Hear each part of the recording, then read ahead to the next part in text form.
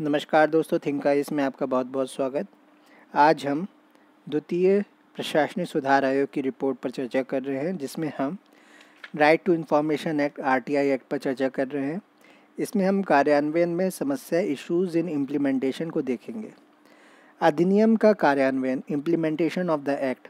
RTI अधिनियम का कुशल कार्यान्वयन एक प्रशासनिक चुनौती है जिसने अनेक संरचनात्मक, क्रियाविधिक और संभार तंत्रीय मुद्दों, लॉजिस्टिकल इश्यूज़ की समस्याएं पैदा की हैं, जिनका प्रारंभ में ही समाधान किए जाने की ज़रूरत है। अधीनस्थ क्षेत्र कार्यालय और सार्वजनिक प्राधिकरण, subordinate field offices and public authorities.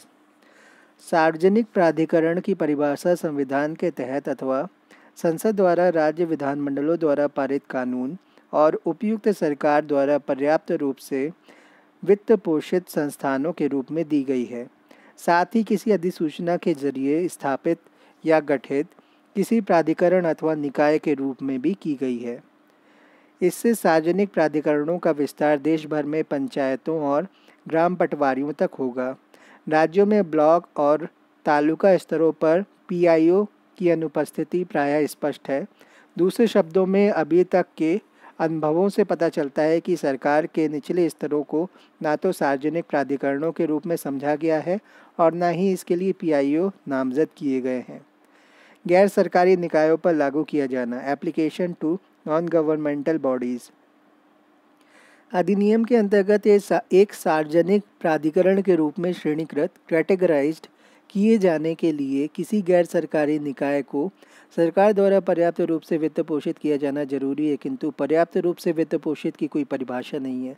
इसलिए गैर सरकारी निगमों को सार्वजनिक प्राधिकरण मानते हुए सूचना का अधिकार लागू हो अथवा नहीं, इस संदर्भ में असमंजस की स्थिति बनी रहती है। आयोग का मत है कि ऐसे संगठन जिन्हें एकाधिकार प्राप्त है और वे सार्वजनिक प्रकृति के कार्य सरकार के सहयोग से करते हैं, जो अपने कामकाज के लिए पर्याप्त निधियन को सरकार से प्राप्त करते हैं, उन गैर सरकारी संगठनों पर आरटीआई अधिनियम लागू किए जाने चाहिए। जिनको भी वित्त पोषण मिलता है सरकार की तरफ से, उन पर आरटीआई लागू होना चाहिए। इसके अलावा गैर सरकारी संगठनों की ऐसी सूचना जो अगर सरकारी निकाय से संबंधित हो, जिसे प्रकट करना जरूरी होता हो, उन्हें गैर सरकारी संगठनों को ज़रूर प्रकट करना चाहिए। 20 वर्षों से अधिक की सूचना के लिए समय सीमा, time limit for information beyond 20 years. RTI अधिनियम में निर्धारित है कि कुछ सूचनाओं को उनके घटित होने के 20 वर्षों के पश्चात सूचना प्राप्तकर्ता आवेदन दाखिल कर हासिल कर सकता है।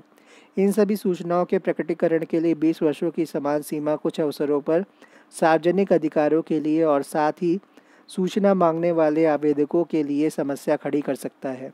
ऐसे अभिलेखों का प्रतिशत पर्याप्त है जो प्रकृति से स्थायी होते हैं। इनमें राज्य भू राजस्व विभाग, रजिस्ट्रार एंड सब रजिस्ट्रार ऑफ लैंड्स, महत्वपूर्ण न्यायालय निर्णय, विभिन्न सार्वजनिक प्राधिकरणों के नीतिगत निर्णयों से संबंधित महत्वपूर्ण फाइलें, जन्म और मृत्यु पंजीकरण आदि शामिल हैं। ऐसे मामलों में ऐसी घटनाओं के संबंध में अनुरोध प्राप्त होते हैं जो 20 वर्षों से भी ज़्यादा पुरानी हो सकती हैं। दूसरी ओर अधिकांश सार्वजनिक अभिलेख 20 वर्षों के लिए नहीं रखे जाते हैं। यह भारत सरकार की कार्यालय पद्धति नियम पुस्तिका में लिखित है। आयोग का इस संदर्भ में मत है कि जिन सूचनाओं को 20 वर्षों की अवधि तक रखा जाना तर्कसंगत है, उन्हें 20 वर्षों तक सुरक्षित रखा जाना चाहिए। अन्यथा अन्य सूचनाओं को रिकॉर्ड लेखा प्रक्रिया के तहत जब तक उचित लगे तब तक रखा जाना चाहिए। लोक शिकायतें दूर करने की पद्धति, mechanism for redressal of public grievances. मामलों की बड़ी संख्या में प्राप्त की जाने वाली सूचना किसी विभाग या एजेंसी के विरुद्ध शिकायत के रूप में होती है। किसी नागरिक द्वारा न्याय की खोज में सूचना प्रारंभिक मुद्दा है, ना कि अपने आप में कोई अंतिम बात। इस प्रकार सूचना प्राप्त करना भ्रष्टाचार और कुशासन से निपटने और बेहतर सेवाएं प्राप्त करने का एक साधन है।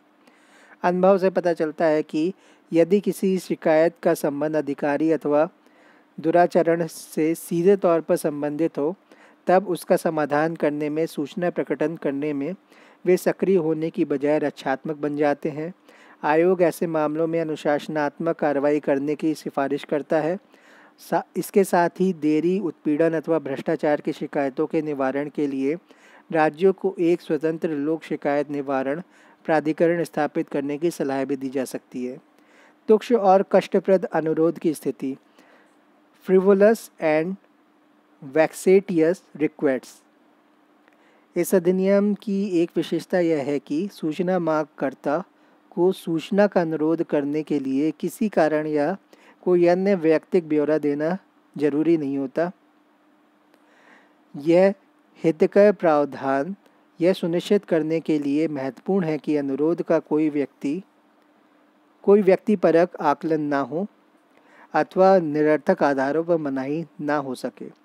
हालांकि आयोग के समक्ष कुछ मिसालें पेश की गई हैं जिनमें अनुरोध स्पष्टता तुच्छ अथवा कष्टप्रद अथवा दुर्भावपूर्ण थे। ऐसे मामले भी सामने आए जिनमें संदेह के घेरे में और गंभीर अनुशासनात्मक कार्रवाई का सामना करने वाले लोक सेवकों ने अधिनियम का उपयोग बार बार धमकाने, उत्पीड़ित करने के लिए और कभी कभी अपने वरिष्ठों को कष्टप्रद अनुरोधों के साथ जलील करने के लिए किया है। ऐसे में इसके 3 खतरे हो सकते हैं। ऐसे तुच्छ अथवा कष्टप्रद अनुरोध सिस्टम पर छा जाएंगे और अधिनियम का मूल प्रयोजन ही समाप्त हो जाएगा। प्रशासन की गति भी ठहर जाएगी जिससे सेवाएं प्रदान करना गंभीर रूप से प्रभावित होगा। यदि गंभीर आरोपों का सामना करने वाले लोक सेवक प्रत्यक्ष अथवा अप्रत्यक्ष रूप से ऐसी युक्तियों का इस्तेमाल करेंगे तो इससे अनुशासन भंग हो सकता है, अनुशासनहीनता आ सकती है और सार्वजनिक संस्थानों में तालमेल समाप्त हो सकता है। इसलिए आयोग का मत है कि कष्टप्रद और दुर्भावपूर्ण अनुरोधों के विरुद्ध पर्याप्त सुरक्षा उपाय सेफगार्ड किए जाने चाहिए। साथ ही धारा 6 क्लॉज 2 की भावना के अनुरूप सूचना की मांग करने वाले नागरिकों पर कोई प्रतिबंध भी न लगाया जाए। यह सुनिश्चित करने के लिए सभी सावधानियां बरती जानी चाहिए कि सूचना के लिए वास्तविक अनुरोधों को तुच्छ अथवा कष्टप्रद ना कहा जाए, ना ही सूचना का प्रकटीकरण अचानक इस आधार पर खारिज कर दिया जाए कि अनुरोध पर कार्रवाई करने में पर्याप्त और अनुचित रूप से सरकारी निकाय के संसाधनों का विचलन होगा। धन्यवाद।